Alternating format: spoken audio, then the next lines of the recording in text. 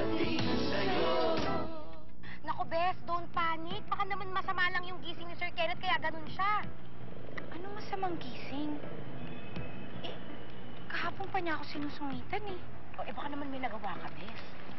Wala akong nagawa. At ano naman ang gagawin ko sa kanya?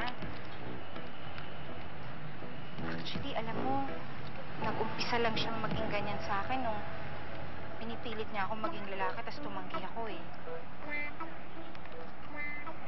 Bes, sa tingin mo, yun yung dahilan kaya iniiwasan niya ako? Pwede. Naku, wag mo na. Deadmahin mo na yung boss mo. Kasi ikaw masyado kang paapekto eh. Bes naman, sino ba namang hindi maaapektuhan? Eh, magkaibigan na kami. Close. Tapos, kahit papano naman, may pinagsamahan na kami. Tapos biglang ganyan. Hindi niya ako papansinin, iniiwasan niya ako. Tapos pag lumalapit ako sa kanya, kung makaiwas, akala mo meron akong isang sakit na nakakahawa. May sakit ka nakakahawa, Bes! Wag! Wag! Ha? Oo, eh? Ha? Itatanong niyo ako? React ka? This is it. The moment we've been waiting for. Ito na ang pinakahihintay na pagbabalik namin. Narinig ko na ang palakpakan ng mga tao. Isinisigaw ang pangalan mo. Vodka! Vodka! Vodka! Vodka! Vodka! Vodka!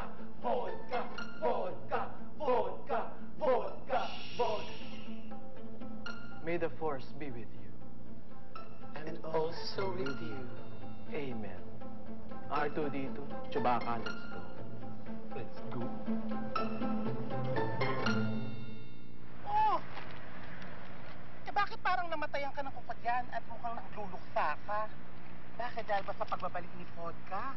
Naku, ano ka ba naman? Huwag ka naman pa-apekto doon, no? Talong-talo mo sila. Huwag mo isipin With mo. it, mother, hindi yun ang ine-emote ng lola mo. Eh, ani? Eh, sino pa ba? Eh, di Sir Kenneth. Hindi daw siya pinapansin, kaya kung makapagdrama, akala mo namatayan. Sus naman, Tonet. Grabe ka nga sa kanya, huwag siya magpapa-apekto doon kasi baka mamaya mainit lang yung ulo tapos siya yung napagbabalingan, di ba? Oo. Kaloka! Sa bagay, tama ka. Pag mainit nga ang ulo ng lodo mo, ako naman yung lagi niyang nasusungitan. Ako yung sinisigawan. O, at Baka malay nga. mo, di ba? Sa pagbabalik niya, nahimas-masan na siya, di ba? And everything will be alright, okay. So cheer up! Happy! Happy lang! Oo nga. Oo. Tama ka. Oo nga, pagbalik niya, okay na siya. Okay na kami. Okay na okay. Ay, naku, pero alam nyo, pwede rin nating isipin na pagbalik niya, mainit pa rin yung ulo niya. Tapos mabibwisit siya sa'yo pag nakita niya na masayang-masaya ka. Hello? Problematic na nga siya sa buhay niya, tapos ikaw happy-happy ka lang? So, anong gagawin ko? Sisimangot ako. Ay, hindi! No! Smile! Smile ka lang. Dahil mali mo, pagbalik niya dito, di ba? Nakita ka niya, nakasimangot ka. Eh, di na bad trip. O tapos anong mangyayari? Aawain ka ulit. Sayang. So, ikaw gusto mo naman mag-smile ako, ah? Smile! Remember, smile. When you smile, the whole world smiles with you. Eh, ngiting aso naman yan eh. Iisipin lang ni Sir Kenneth, niloloko mo siya, Beth. Smile! Simangot. Smile! Simangot, Bakit Beth. hindi smile? Simangot! Para, down talaga siya. Simangot. Aray, ano ba pangalawa na to, Beth? Naguguluhan ako sa inyo, ah!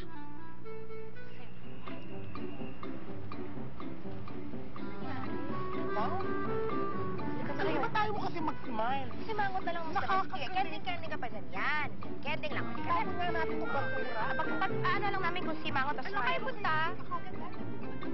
Tita, kailan ba ito kayo lalabas dito? Soon, darling. Very soon. Kenneth, is there a problem? Wala naman, tita.